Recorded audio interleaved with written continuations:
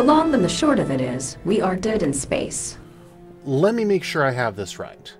We're stuck out here because of, and I can't believe I'm about to say this, space termites? Not exactly space termites as such. Being of a distinctly terrestrial origin, scientists were looking for a quick and efficient way to break down orbital debris. After years of research, they developed the Termination Energy Reduction and Mitigation Instanced Telemetry Entity, or termite system for short. So, literally, space termites. They are a colony, or rather thousands of colonies now, of hive-minded tiny robots that chew their way through metals and plastics, leaving behind their base components as waste. Just because they can survive the vacuum of space and can propel themselves across vast interstellar distances doesn't mean it's appropriate to simply attach space to their name. Eve, I don't know how to tell you this, but you are literally describing space termites. Regardless of what they are called, we seem to have picked up a swarm at our last delivery point. They have damaged critical systems in our power matrix. Right now, life support is running off of reserve power, but will not last long if we cannot repair our systems. Were you at least able to kill the swarm? Affirmative, Captain. The Europa has an excellent EMP generator, and we were able to eliminate the swarm before losing power. I guess every cloud has a silver lining. I don't believe terrestrial clouds produce any metallic colors, Captain. It's a human expression, Eve. It means that even in the midst of adversity, small blessings can be found. I assume I need to head towards the maintenance shafts? Affirmative, Captain. These are non-repairs I can effect on my own. Well, this should be fun. I doubt there will be anything fun about repairing... Wait. That was sarcasm, wasn't it? Now you're catching on. Eve, any chance of restoring gravity to these tunnels?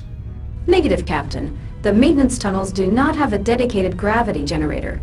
Can't we just power up the entire gravitational grid? Of course we can, as long as you don't feel the overpowering need to breathe. Not enough power. Got it. Wait. Sarcasm? From you? What can I say? I learned from the best. The power matrix is ahead. Unlike the maintenance tunnels, it does have its own gravitational plating. Restoring gravity now.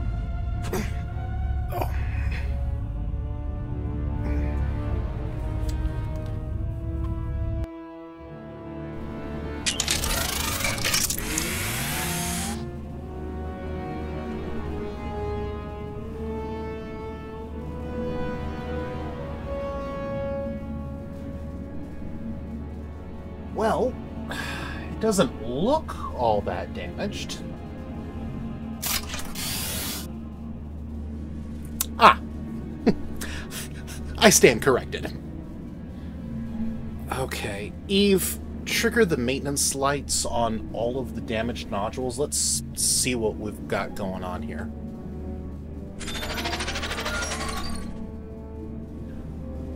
Did they damage any of the sockets? Or did they just primarily attack the 0-point modules? Based upon internal diagnostics, only 3 of the sockets sustained damage. The termites... Space termites? Space termites are drawn to the most valuable components first, mainly the gold and the Viseron crystals used in the 0-point modules. Well, I'm glad I insisted on stocking plenty of spares. The salesman thought I was crazy. To be honest, Captain, so did I. The odds of us losing enough 0-point modules to bring down the entire grid are astronomically low. Well, see, that's what's got me confused. Based on what I'm seeing here, there should be plenty of modules to power the ship. Unless...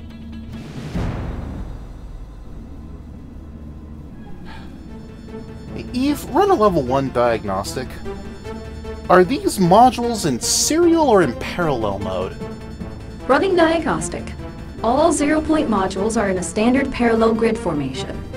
Which explains why we have no power. Eve, these are supposed to be installed in 2 banks of series connections. They're not supposed to be in a parallel grid. Based upon the original plans you submitted to Fathom Shipyards, you are correct. It is possible they changed the configuration due to parallel systems being more power efficient. Are guess if you want something done right, you gotta do it yourself. Alright. Eve, generate an optimal pattern for a dual bank series grid. We're gonna have to rewire this entire wall. Let's get to work.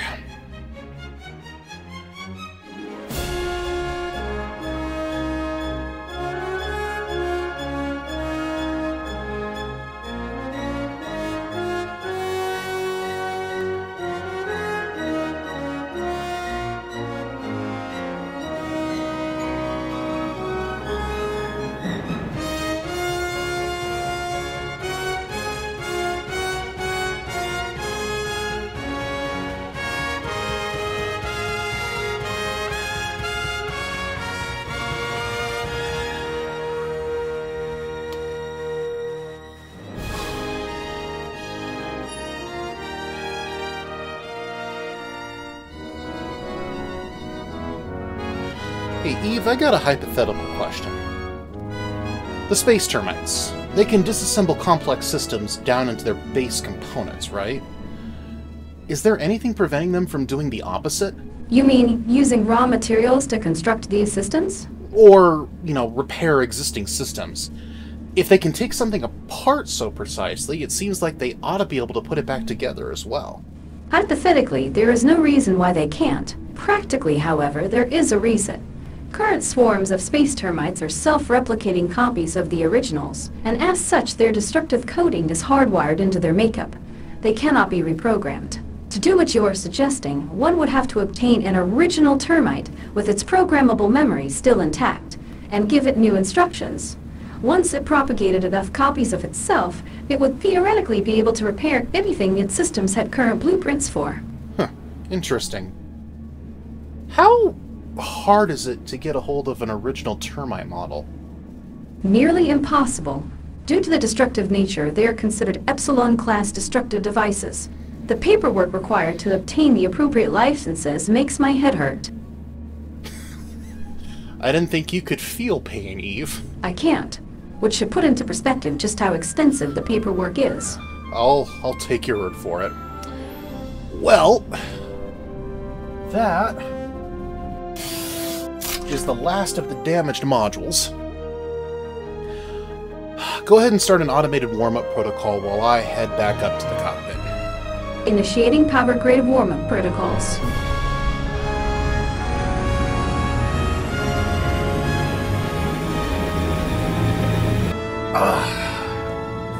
How are we looking, Eve? Burn-in protocols have completed successfully, Captain. All modules show green. Excellent. Let's do a full ramp up to 90% for a stress test, and then let's drop back down to our standard 50. Running stress test now, Captain.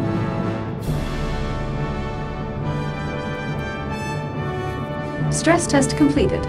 We have suffered a 12% loss of total power output, but gained much-needed redundancy in the zero-point modules. Excellent. Good work, Eve. Let's go ahead and resume our original course. These Percanza fruits are going to spoil if we don't get them to their destination. Affirmative, Captain.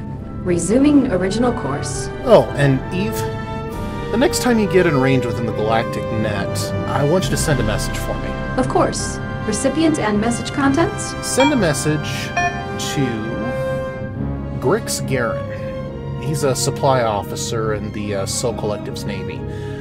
Tell him I'm calling in my marker. Message logged and ready to spool with the remainder of standard data transmissions. Captain, what favor do you intend to ask of this Mr. Garin? Patience, Eve. You'll see in good time.